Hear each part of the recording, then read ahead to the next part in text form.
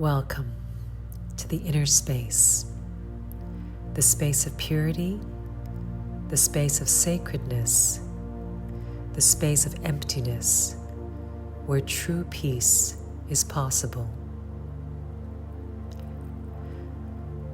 When we enter meditation, we begin a beautiful journey of remembrance. We are returning to fundamentals. We're going back to the beginning. The first awakening on our spiritual journey should begin as an awakening to your condition.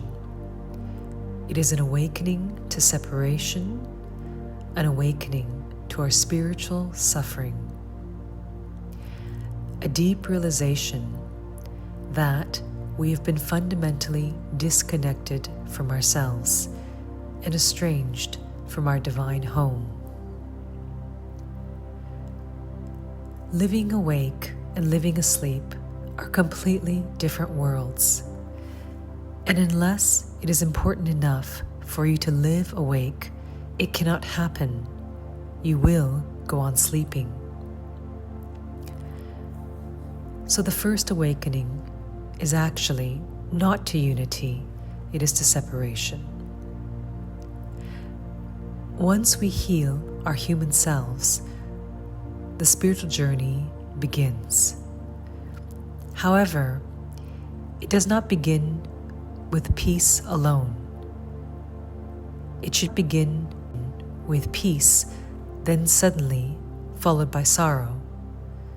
And it must be like this. Why? Because humans forget too easy, and peace is often not enough. Humans are like this. Unless it hurts, people do not tend to change. If you're comfortable, nothing compels you to change. It is when you become uncomfortable that you become self-aware, and then you begin to seek a higher way. When we start to awaken, it's true, we start to feel amazing. Finally, we are aware, awake, clear, at peace, in bliss, feeling free, as it always should have been. But it should not only be this alone.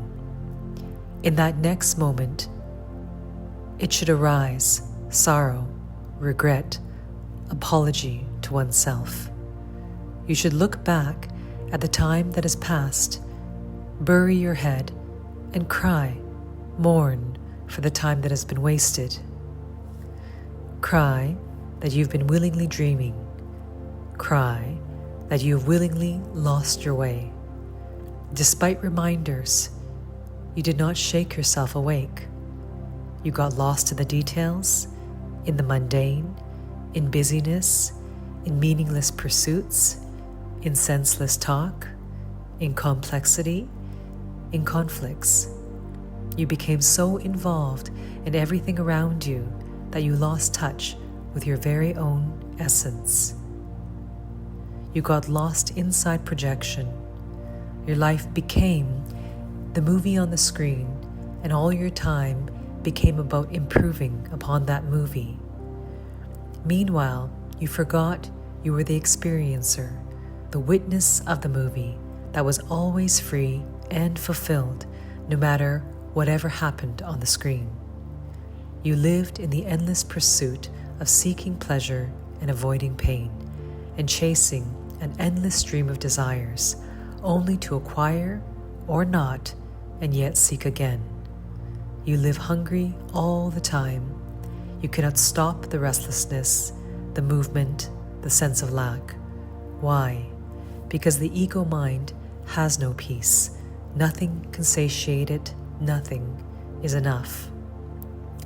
And so then, in this life, when you finally tire of the world and your scrolling takes you nowhere, and you know not what to do next, you close your eyes, fall asleep, only to begin it all over the next day.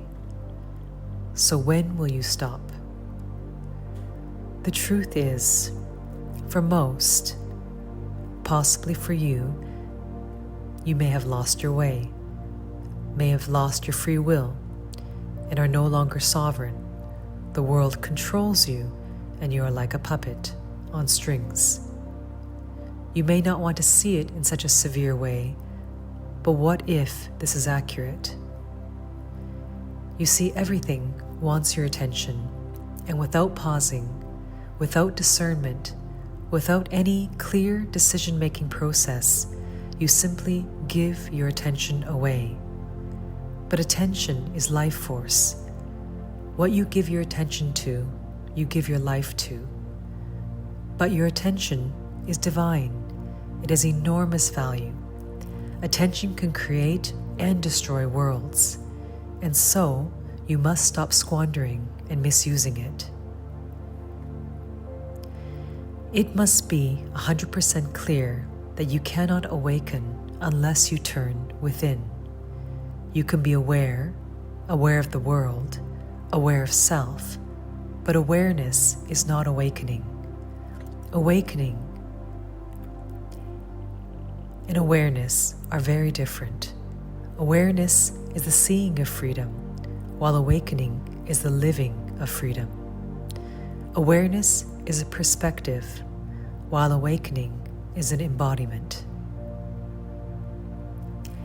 Because the pull of the world is so strong, something in you must want your soul far more. Not because you are trying to replace the world or run from the world, but because you know that to live in the world without your soul means to live without direction. Remember, the soul does not force, the soul waits. God does not force, God waits. Something must yearn for the fundamental truth of who you are and not settle anymore for the scraps of pleasure that the world throws at your feet. You are on a profound journey of remembrance. To look outward is to forget. To look inward is to remember. It is to awaken and reclaim the pathway back to the truth of who you are. Your freedom lies in that. Something in you needs to see you are not free and to feel sorrow in that. Then, suddenly, there will be a powerful birth desire to become free. If there is enough pain in this revelation, then there will be an unshakable power in you to keep pursuing that freedom until you reach it. Once you glimpse awakening, remorse is the seed of perseverance that you will need to keep pursuing awakening until it is no longer touch and go, but stays with you. Finally, you will catch the light, for you are the light, and then you will no longer be chasing trails in the shadows. True peace is a state of emptiness. It is a state where there is no content, no doing, perfect stillness, and perfect non-movement. Can a human experience perfection? Yes, but only inside emptiness is there perfection, and only inside the soul is there perfection. There are no disturbances in the realm of the soul. The soul is pristine. The soul is light. The soul is in bliss. The soul is a direct expression of divinity.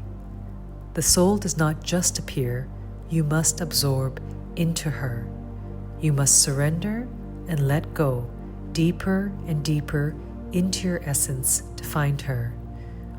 To enter her is to penetrate her. She is found in that mysterious gap between breaths, and the entry point happens through meditation. At first in meditation, it feels like nothing is happening, but as you become more sensitive and aware, you realize that that nothing is everything. That everything is a sacred sanctuary of space that is filled with the essence of who you are. It is filled with Satchit Ananda, the pure consciousness, truth, and bliss of who you are beyond your ego identity. It is the most fundamental realization, you returning to the truth of who you are as unlimited God nature, as reality, as oneness, as I am. It is the greater you awaiting your own self-realization. You incarnated for this journey of realization to go from separation to oneness. Your identity has been contracted into a singular perspective as one body, one mind.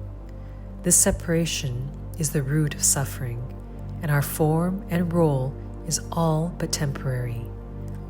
If we become too identified with our ego, then our reality is shrouded in limitations.